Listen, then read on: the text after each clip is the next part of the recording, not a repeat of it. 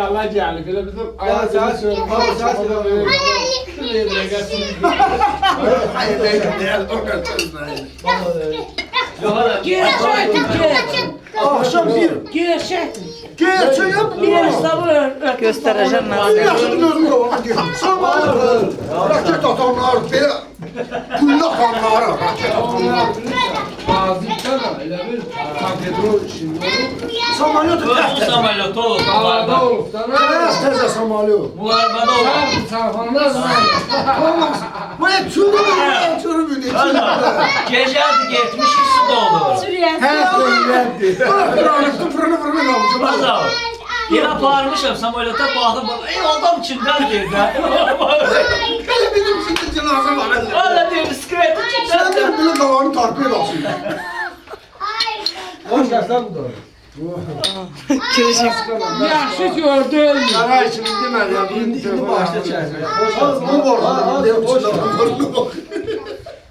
Evet, daha kanun qayda telefonlarda. Elçin kardeşim diyor ki de Kuzan'la bir sağlık desin. Kaytan bir sağlık desin. Hele sütler böyle ne üzdü halk sözlerini. Bir sürü de çekerdiydim. Hatta biz yüzü bomboş gelsin kardeş. Bizim borçlu biraz olmuş yardım alıp. Eşen. Yok ya operatör çekir orada. Bunu yaklaşık savaşı. Yemeği olmaz işte. Gerek çöreğliydi ama. Kırsın. Yalnız aramızda olan sevgiyatımızı sağlık olsun. Aramızda sağlık olsun. Aramızda sevgiyat gözlerli olmasa kardeş. Bu ne tezgahı zaten. Biz size gelse işe çıkmasın dersinler biraz uzaklaştın gidenler sönmesin böyledir. Aramızda bu mesabiyet olsun ki birbirimizi yolumuzu sağlığımızla vaxtımızla gözleyelim.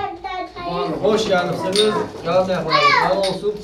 Benim Elçin kardeşin annesine. Sağ ol. Biz sizin de uzaylarınız. Aramızdan ama tez tez geldiğinizde belki sen şu oturup geçiriz. Arada. Sağ sağ olsun. Sağ olun.